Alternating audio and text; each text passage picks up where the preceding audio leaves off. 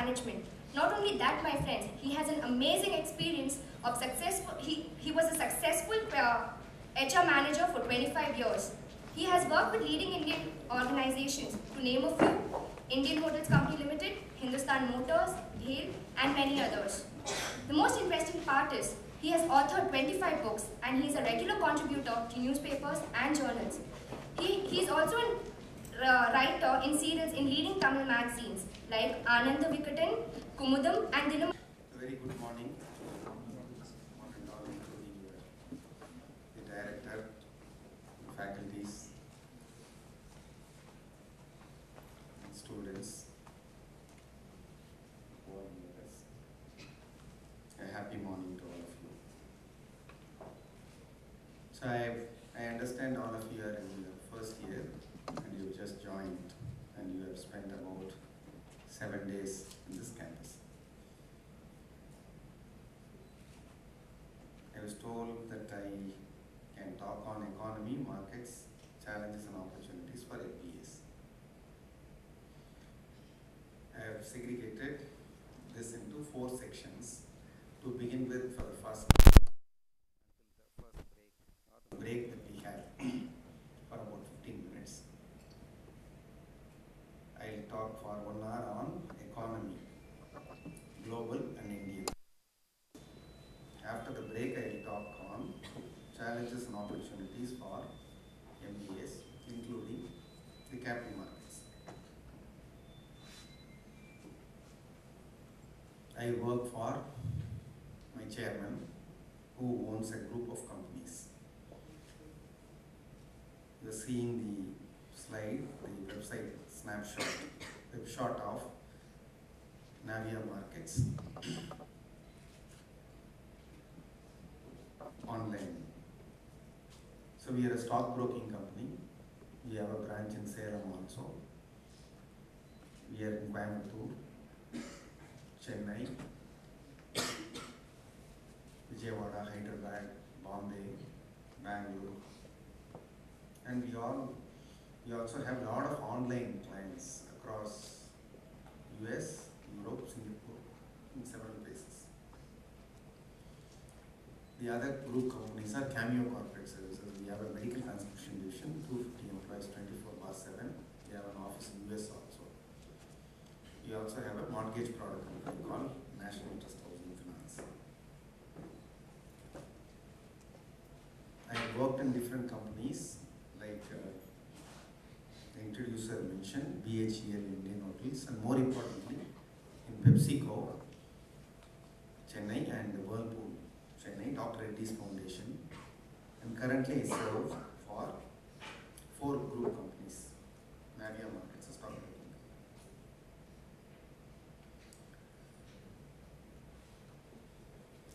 Somebody can identify, this is USA. Okay. So when we talk of global economy, we cannot avoid or miss talking about United States of America. So you keep hearing different things about America today, do you? Yes, sir. What do you hear? Where is America now? What's happening in America? Recession. Recession. All of you know that there is something called recession? Yes, Raise your hands if you know. If you don't know, it's fine. Nothing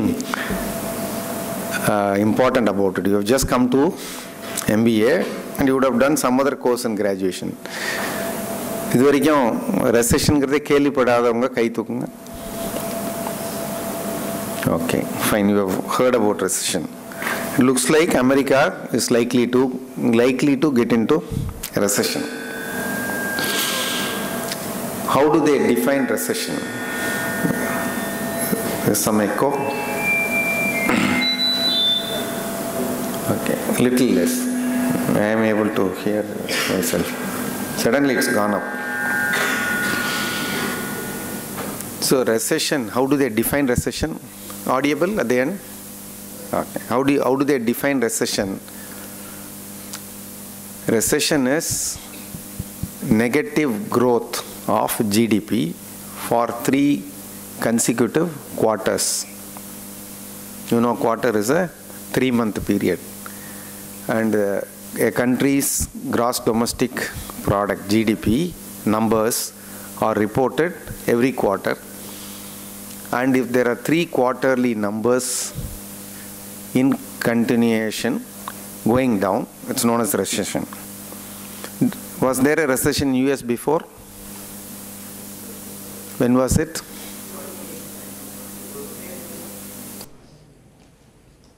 1948. 2008. Okay. 2008 there was. Then it was not there later.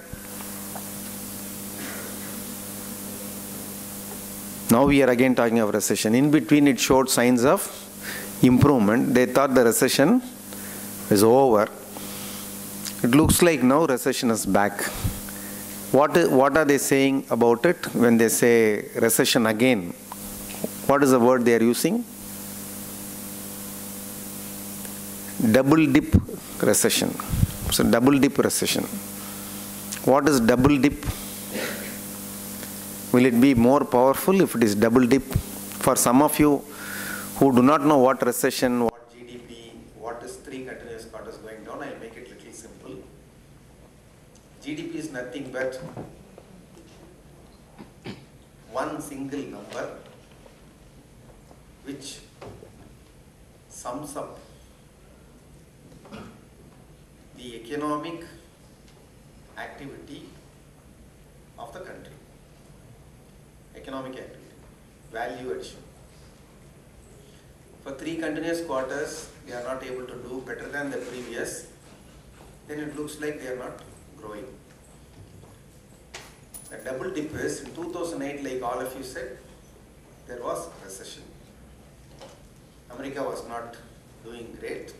Many companies closed. Many people lost job. They did not have income. So they started spending less. So there were little lesser sales. So lesser produced. That led to lesser jobs. So it went to a cycle, one leading to another. That was first time. So what did the President of America do? He did quantitative easing. Some of you would have read that in the newspapers. Quantitative easing is that he pumped in more money into the economy. If people have more money, they'll spend more money. Suppose you have 2,000 rupees in your purse and you go for shopping, it's certain that you will spend all 2,000. If you have 1,000, you will spend 1,000. If you have 500, you will manage to limit yourself to 500. So people have money, they will spend. If they don't have money, they will not spend. If people are spending, more things will be required in the shops, so they'll order more to be produced. So the manufacturing companies will produce more. So to produce more, they will buy more raw material. So those who are making raw material will have to produce more. So for all of them to produce more, they'll employ more people. You see how many new malls have come in Salem, in Coimbatore. So new malls mean some 100 people will get job. Those 100 people will go and buy pant, shirts, chudidar, brush, cell phone, a mobike, a continuous basis of petrol. So all this will happen. So the economic activity. Therefore in 2008, when there was a recession, who's the head of Fed US? What's his name? Bernanke. So this gentleman was the head of Federal Reserve. What is a Federal Reserve in India? RBI, Reserve Bank of India. So it's a reserve bank. All banks, they transact. Reserve Bank does not lend money. It will not take fixed deposit from people. It's a reserve bank, banker's bank. So if there is a problem for any bank, Reserve Bank will come to help. Reserve Bank is the supervisory authority. They will say how banks should behave. How should they do, what they should not do. All that Reserve Bank is the supervisor. It's a regulatory authority. Similarly, for all America, it's known as Federal Reserve. We call it Reserve Bank of India, they call it Federal Reserve. This Fed, they reduce the interest rates. Now what is the interest rate for home loans? You can be a little louder. There's nothing wrong in being wrong. You don't take a home loan, so you may not know. That's okay, but let us just take a, what percent? 10.5, 11%. If you see the hoardings, you can make out. You need not take a loan. There are a lot of hoardings outside. So 11%. Suppose you take 1 lakh from the bank, you have to pay 11,000 rupees per annum to the bank as interest. So some people don't want to take loan because they think that why should I pay 11,000? I cannot pay so much. But sometime back in India, the home loan interest rates were at 7%. So if somebody had taken 1 lakh, they had to pay 7,000 rupees for 1 lakh per annum that time. Now they have to pay 11,000 for 1 lakh.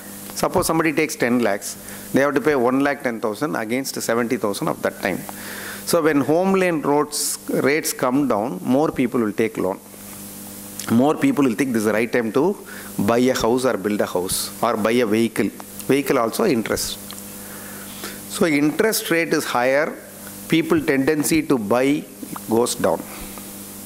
Interest rates are lower, people will jump in and buy. Similarly, to start a business, banks will lend money. What is the interest rate? Interest rate is high, more people will say this is not the right time to borrow from the bank. I have to pay more interest. Then how will I manage to get profit after paying so much of interest? So let me not expand. Suppose the interest rate is very low, many people will think this is the right time to get the loan.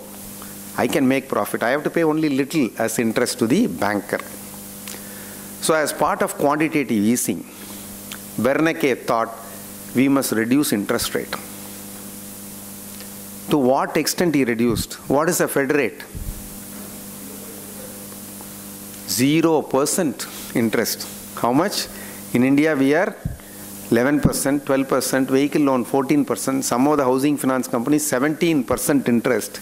In America, they said the interest rate is 0 to 0.25. If somebody takes 1 lakh, they have to pay no interest or 0.25 means how much? 2,500 rupees interest. In India, we have to pay 11,000 rupees interest. Oh, sorry, 1,10,000. Per annum 0.25%. So they thought a lot of people will take the loan, go and buy car, go and buy bike, go and buy houses. They'll do everything. So when they buy, that money goes to somebody else. That man will buy something else. That man will buy something else. So it will have a multiplier effect. This is what they say in economics. How many of your economics students? Raise your hands. Graduation in economics? Okay. I am alone. Okay. So they thought they will do this. Bernanke was also awarded. He got some award for managing it well. It did work for some time. And what did government do? They purchased all their bonds, US bonds. What US government does is, they will issue bond. What are some of the bonds issued by Government of India? National Savings Certificate, Kisan Vikas Patra. So these are all bonds issued by government. Government will say 10,000 rupees bond, you take. So people will give 10,000 rupees and take that bond. It's a secured bond issued by Government of India. Safety is highest. Nothing will happen.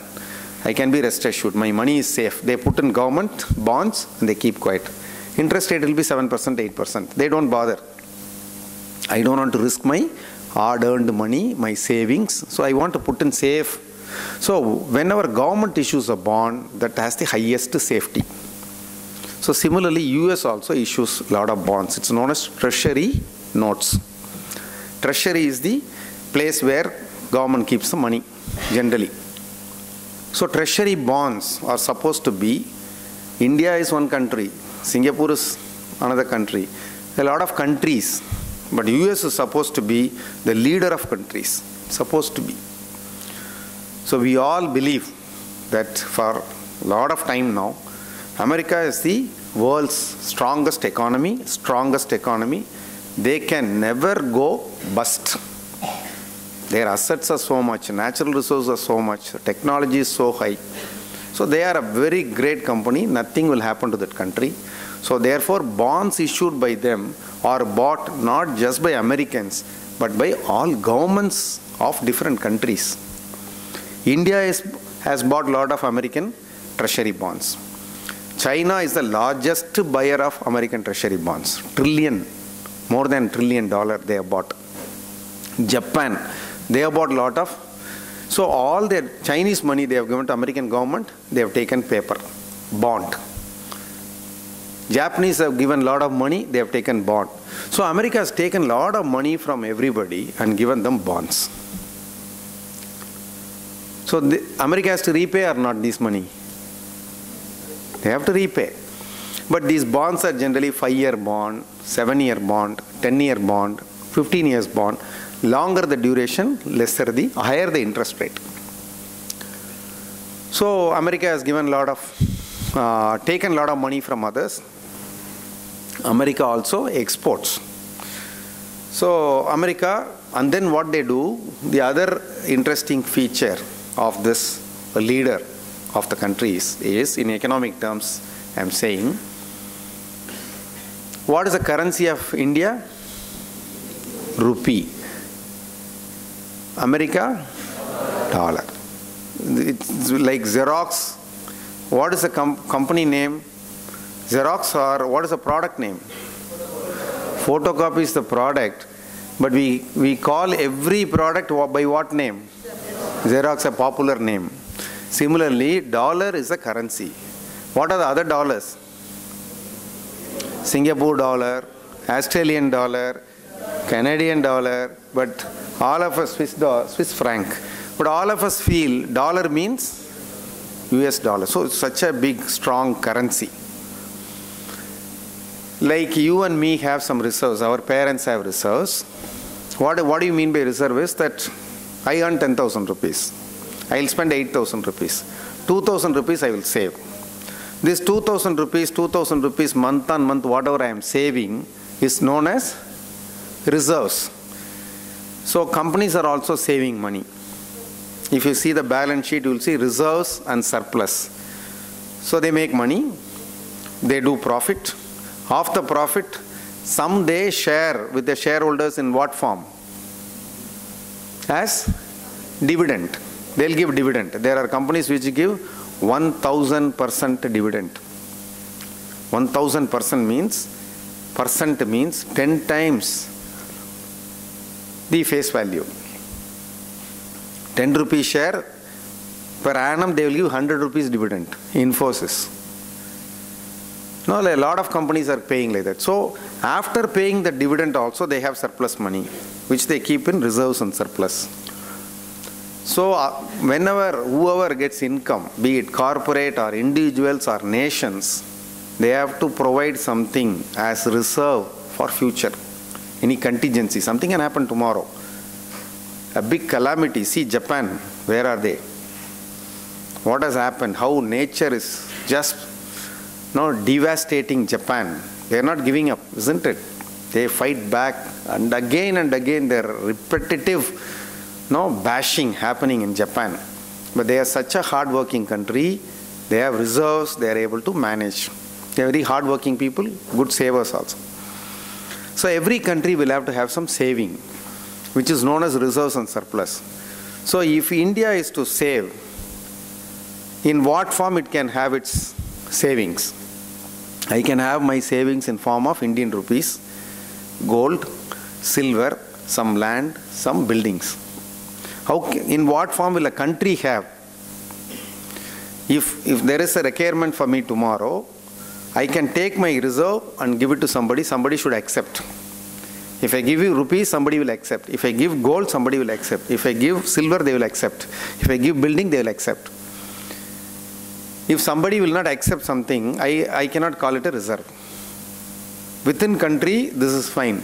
Across countries, what will be accepted by another country? Dollars.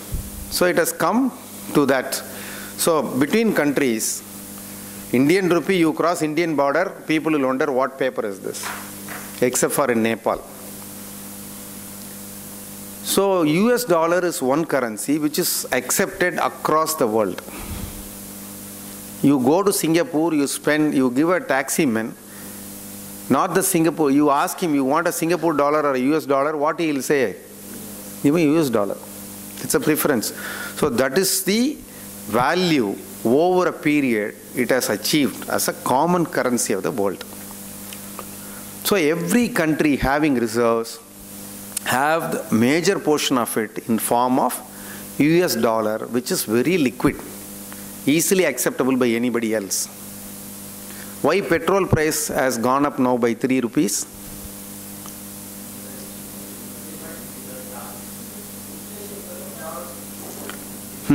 Somebody said dollar, correct. So usually when the crude oil price goes up, the petrol price will go up. There are a lot of Indian companies like Oil and Natural Gas Commission, ONGC, then Hindustan Petroleum Corporation, HPCL, Oil India Limited, OIL. These companies are known as oil marketing companies. There are many companies like Cain India, Reliance, some of the Indian companies, Indian Oil Exploration, ONGC to some extent. They all go and explore oil resources. They extract oil, they refine, and then they sell. So India is a net importer of crude. We don't have sufficient crude. When I came from the hotel to this college, I saw how many vehicles are there on the road. In what numbers the vehicle population is going up. I am worried. Will we have enough fuel? It's a strategic resource. If tomorrow Iran or Iraq say, I cannot give you oil to India, we are out. There will be a lot of problem around every petrol station. It's all going seamlessly. There's a supply that's imported. We don't bother what's happening. Whether we have or we are getting from other country, how we are paying, in what form we are paying, there is very, very little consciousness. People just shout, why 3 rupee more? I want to fill my tank and just roam around. I don't mind how much I am spending. When I go to a station, I should not stand in the queue, I must get enough petrol. Is the average Indian's mentality, which is very dangerous. We are 1.2 billion people. Vehicle population is so much. So we are dependent on something which is coming from overseas. It's a strategic resource. So the petrol prices have gone up because Indian rupee and dollar, there is an exchange rate. If India wants $1, how many rupees we should give? Now currently 47.5 now. It touched 48. I'll show you some slides. It touched 48. It was 44 2-3 months back. So Indian companies were buying crude oil, paying 44 rupees per dollar, and they buy it in dollar. Now for the same barrel, they have to pay 4 rupees more for every dollar. 4 rupees on 44 is what percentage? Around 9%, isn't it? So 9% dollar appreciation is a problem for India because we are importing and we have to pay in dollars. So that is why petrol price is going up in spite of crude prices coming down. So American dollar, but who's printing Indian rupee? Indian government. Of course, there are other governments also printing, isn't it? They are sending fake notes into India. In Nepal, they don't. Recently, I've been to Nepal. They don't take 500 rupees. They take Indian rupees. I went there. My first experience, I gave a 100 rupee note and asked for water, Aquafina. All Indian brands are available. They took the 100 rupee note. They gave me a bottle of Aquafina and 140 rupees back. They gave me Nepali rupee. So if you give 100 rupees, you will get 140 rupees Nepali rupee plus one Aquafina bottle. That's their value. Their value is lower. So Indian government is printing So we have control over how much rupee. We are using within India, it's fine, India can print. But US dollar is used by the entire world. But who has the printing rights? India cannot print, no, dollar. But US government prints. So these governments are supposed to print. Currencies are only representation of value. They don't have value by themselves, isn't it? Gold is valuable. It's a material value. What is the material value of this notebook? It's a value. Price is 18,000. Material value, the plastic value, the glass value, metal value, if I now convert this into metals, it will be 15 rupees worth. Isn't it? Material. The technology value is very high. It's somebody's for brain I am paying now. Microsoft I am paying. Software cost is there. There are several costs. So it has derived value out of something. So dollar is also a paper which has no value of its own, but as a derived value given by the government of America. Because it's used for every other country, it has got more value. That such a valuable item is being printed by US. And they are supposed to print only if there is a sufficient backing of resources. But now they claim that US is printing. Now they say they will do another quantitative easing like they did before. Now Obama announced how much? Some 444 billion. 1 billion is how many rupees? $1 billion. $1 billion is 5,000 crores. So they are going to give $444 billion they will pump into the economy of America to pep up the demand, increase the economic activity, fight the second recession. He said we will do all that. Where they have? They don't have much. Their people are losing job. They are not able to export. They are in trouble. But they say they will give 444. So America, there is a suspicion that they may print more money. If they print more money, dollar value will come. And countries which are all holding on dollar as a reserve, they will feel the pinch. So therefore, China is making a noise. It's saying, no, we should be careful not to do all this. But who's going to listen to China? China has been exporting a lot of things to America on a continuous basis. Americans have taken all that at a very cheap rate. And instead of paying them in dollars, they have given them bonds. China is sitting on bonds.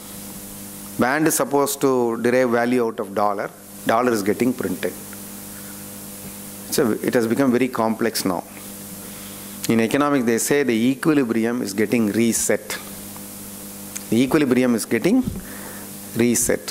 So in the new equilibrium, the power will shift from current power center to new centers. Who are those new centers? Some of the existing power centers will lose power. Some of the new power centers will emerge. So it's known as the period of transformation, which will not be comfortable. It will not be comfortable. Like you are a well